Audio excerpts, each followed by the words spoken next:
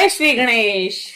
दधीची मुनि और राजा श्रुव के विवाद का इतिहास शुक्राचार्य द्वारा दधीची को महामृत्युंजय मंत्र का उपदेश और मृत्युंजय मंत्र के अनुष्ठान से दधीची को अवैधता की प्राप्ति। सूत जी बोले, अत्यंत बुद्धिमान ब्रहा का यह वचन सुनकर श्रेष्ठ नारद विस्मित होकर प्रसन्नता पूर्वक पूछने लगे,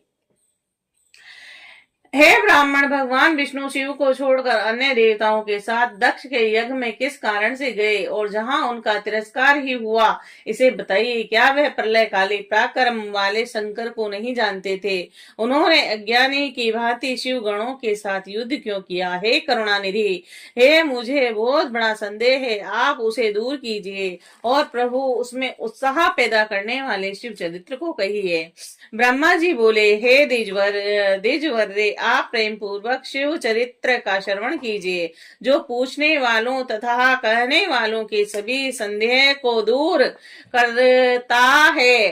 पूर्व काल में दधीची मुनि ने राजा ध्रुव की सहायता करने वाले श्री हरि को श्राप दे दिया था। इसीलिए भ्रष्ट ज्ञान वाले वे विष्णु देवताओं के साथ दक्ष के यज्ञ में चले गए। नारद जी बोले, हे ब्राह्मण मुनियों में श्रेष्ठ, दधीची ने भगवान विष्णु को श्राप क्यों दिया? ध्रुव की सहायता करने वाले विष्णु ने उनका कौन सा अपकार किया? ब्रह्मा जी बोले, ध्रुव नाम से प्रसिद्ध एक महातेजस्वी राजा उत्पन्न हुए थे और वह महाप्रभावशाली और मुनीश्वर दधीची के मित्र थे। और पूर्व काल में लंबे समय से तप के प्रसंग को लेकर ध्रुव और दधीची में महान अनर्थकारी विवाद प्रारंभ हो गया, जो तीनों लोकों में विख्यात हो गया। और उस विवाद के वेद विद्ध शिव भक्त दधीची ने कहा कि तीनों वर्णों में ब्राह्मण ही श्रेष्ठ है और इसमें संदेह नहीं है। महामुनि दधीची की यह बात सुनकर धन के मद से विमोहित राजा ध्रुव ने इस प्रकार प्रतिपादित किया।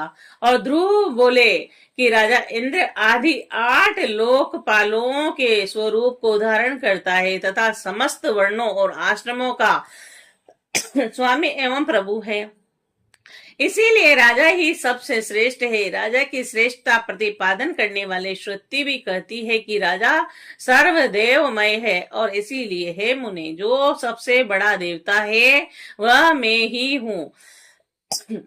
हे चवन पुत्र, राजा ब्राह्मण से श्रेष्ठ होता है और आप इस संबंध में विचार करें और मेरा अनादर न करें। मैं आपके लिए सर्वथा पूजनीय हूँ। और ब्रह्मा जी बोले, उन द्रवका श्रुतियों और स्मृतियों के विरुद्ध यह मत सुनकर मुनि श्रेष्ठ दधीची अत्यंत कृपित हो उठे। और तब है मुने, आत्म गौरव के कारण कृपित हुए महातेजस्वी दधीची ध्रुव के मस्तक पर अपनी बाएं मुट्ठी से प्रहार किया। तत्पश्चात दधीची के द्वारा ताड़ित किए गए ब्रह्मांड अधिपति दृष्ट ध्रुव अत्यंत कृपित हो गरज उठे और उन्होंने वज्र से दधीची का सिर काट डाला और वह वज्र से आहत हो दधीची पृथ्वी पर गिर पड़े। और ध्रुव के द्वारा काटे गए भार्गव वंशधर दधीची ने गिरते समय शुक्राचार्य का स्मरण किया। तब योगी शुक्राचार्य ने आकर ध्रुव के द्वारा दधीची के काटे गए शरीर को तुरंत जोड़ दिया और दधीची की देह को पूर्व की भांति ठीक करके शिव भक्त शिरोमणि तथा मृत्युंजय मंत्र विद्या के प्रवर्तक शुक्राचार्य उनसे कहने लगे। शुक्र बोले, हे तात दधीची, मैं सर्वेश्वर प्रभु शंकर का पूजन करके श्रेष्ठ वैदिक महामृत्युंजय मंत्र का आपको उपदेश देता हूँ।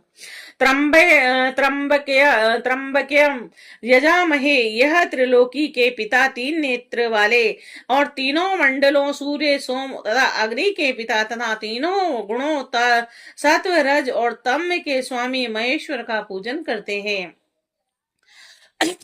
जो तो आत्म तत्व, विद्या तत्व और शिव तत्व और त्रिवही आवानीय ग्रह, पत्ते और दक्षिणा, अग्नि तथा पृथ्वी, जल, तेज, इन तीनों भूतों के एवं जो त्रिदेव, स्वर्ग, त्रिबाहु तथा ब्रह्मा, विष्णु और शिव, इन तीनों देवताओं के महान ईश्वर महादेव जी हैं। सुगंधित पुष्टि वर्धनम यानी त्र्यंबके यजामहे, सुगंधित पुष्टि वर्धनम महामृत्युंजय मंत्र का यह द्वितीय चरण है। और जैसे फूलों में उत्पन्न सुगंध होती है, उसी प्रकार वे भगवान शिव संपूर्ण भूतों में, तीनों गुणों में, समस्त कृत्यों में और इंद्रियों में, अन्य देवताओं में और गणों में और उनके प्रकाशक सारभूत आत्मा के रूप में व्याप्त हैं।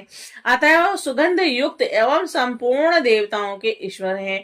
हे द्विजोत्तम, जिन महापुरुषों से प्रकृति की पुष्टि होती है वे सुवर्त महत तत्व से लेकर विषय पर्यंत विकल्प के जो स्वरूप हैं। हे महामुने, जो विष्णु पितामह मुनि गणों एवं इंद्रियों से सहित समस्त देवताओं की पुष्टि का वर्धन करते हैं, इसीलिए पुष्टि वर्धन है। हे देव, रुद्र अमृत स्वरूप है और जो पुण्य कर्म से, तपस्या से, स्वाध्याय से, योग से अथवा ध्यान से और उनकी आराधना करता है, उसे वे प्राप्त हो जाते हैं। जिस प्रकार ककड़ी का पौधा अपने फल से स्वयं ही लता को बंधन में बांधे रखता है और पक जाने पर स्वयं ही उसे बंधन से मुक्त कर देता है, ठीक उसी प्रकार बंधन मोक्षकारी प्रभु सदाशिव अपने सत्य से जगत के समस्त प्राणियों के मृत्यु के पाश रूप सूक्ष्म बंधन से छुड़ा देते हैं। यह मृत संजीवनी मंत्र है जो मेरे मत से सर्वोत्तम है। हे दधीचि, आप मेरे द्वारा दिए गए इस मंत्र शिव ध्यान प्रायण होकर नियम से जप करें।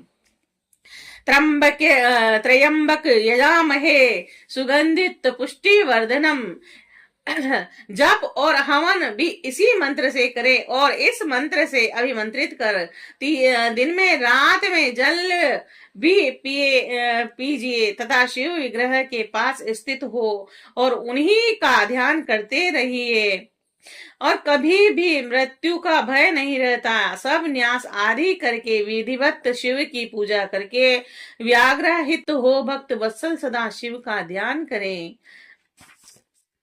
अब मैं सदा शिव के ध्यान को बता रहा हूँ, जिसके अनुसार उनका ध्यान करके मंत्र जप करना चाहिए। इस प्रकार जप करने से बुद्धिमान पुरुष भगवान शिव के प्रभाव से उस मंत्र को सिद्ध कर लेता है। ध्यान मंत्र का अर्थ इस प्रकार है, अपने दो कर कमलों में स्थित दोनों कुंभकों से जल को निकालकर ऊपर वाले दोनों हाथों से सिर पर अभिषेक करते हुए कुंभ सहित अपने अन्य दोनों हाथों को अपनी गोद में धारण करते हुए और शेष दो हाथों से अक्षमाला तथा मृग मुद्रा धारण करने वाले कमल के आसन पर विराजमान सिर पर स्थित चंद्रमा से टपकते हुए अमृत कण से भीगे हुए शरीर वाले तथा 3 नेत्र वाले पार्वती सहित महामृत्युंजय भगवान का मैं ध्यान करता हूँ। ब्रह्मा जी बोले, ते तात मुनि श्रेष्ठ दधीचि को इस प्रकार उपदेश देकर शुक्राचार्य भगवान शंकर का स्मरण करते हुए अपने स्थान को चले गए और उनकी बात सुनकर महामुनि दधीचि बड़े प्रेम से शिव जी का स्मरण करते हुए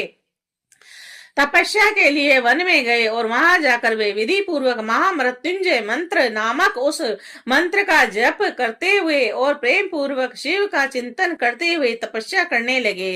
दीर्घ काल तक उस महामृत्युंजय मंत्र का जप करके तपस्या द्वारा शंकर की आराधना करके उन्होंने शिव को प्रसन्न कर लिया।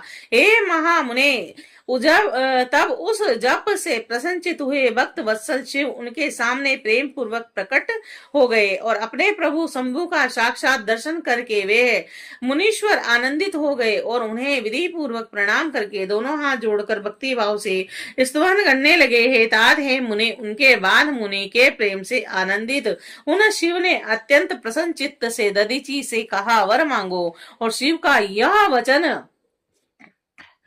सुनकर भक्त श्रेष्ठ दधीची दोनों हाथ जोड़कर नतमस्तक हो भक्त वत्सल शंकर से कहने लगे। दधीची बोले, हे देव देव, हे महादेव, मुझे 3 वर दीजिए। मेरी हड्डी वज्र की हो जाए और कोई भी मेरा वध न कर सके और मैं सर्वथा अधीन रहूं। ब्रह्मा जी बोले। उनके कहे हुए वचन को सुनकर प्रसन्न हुए परमेश्वर तथा अस्तु कहा और उन दधीची को 3 वर दे दिए। शिव जी से 3 वर पाकर वेद मार्ग में प्रतिष्ठित महामुनि आनंद मग्न हो गए और शीघ्र ही राजा ध्रुव के स्थान पर गए। उग्र स्वभाव वाले महादेव से अवध्यता स्थित के वज्रमय होने और अधीनता का वर पाकर दधीची ने राजेंद्र ध्रुव के मस्तक पर पाद मूल से प्रहार किया। तब विष्णु की महिमा से गर्वित राजा ध्रुव ने भी क्रोधित होकर दधीची की छाती पर वज्र से प्रहार किया।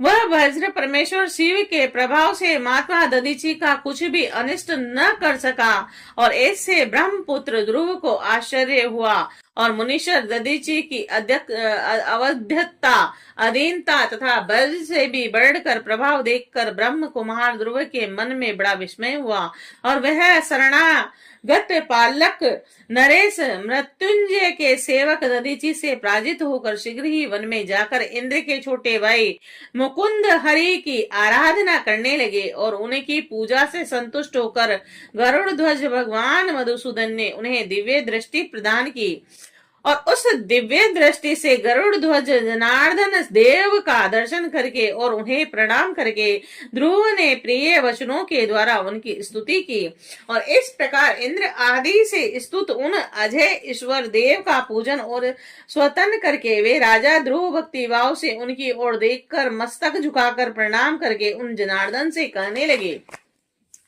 राजा बोले, हे भगवान, दधीची नाम से प्रसिद्ध एक ब्राह्मण है जो धर्म के ज्ञाता तथा विनम्र स्वभाव वाले हैं।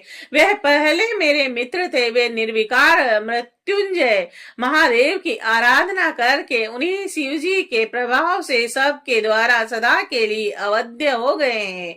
एक दिन ओम मां तपस्वी दधीची ने भरी सभा में अपने बाएं पैर से मेरे मस्तक पर बड़े वेग से अवहेलना पूर्वक प्रहार किया और बड़े गर्व से मुझसे कहा, मैं किसी से नहीं डरता। हे हरे, हे मृत्युंजय से उत्तम वर पाकर अनुपम गर्व से भर गए हैं।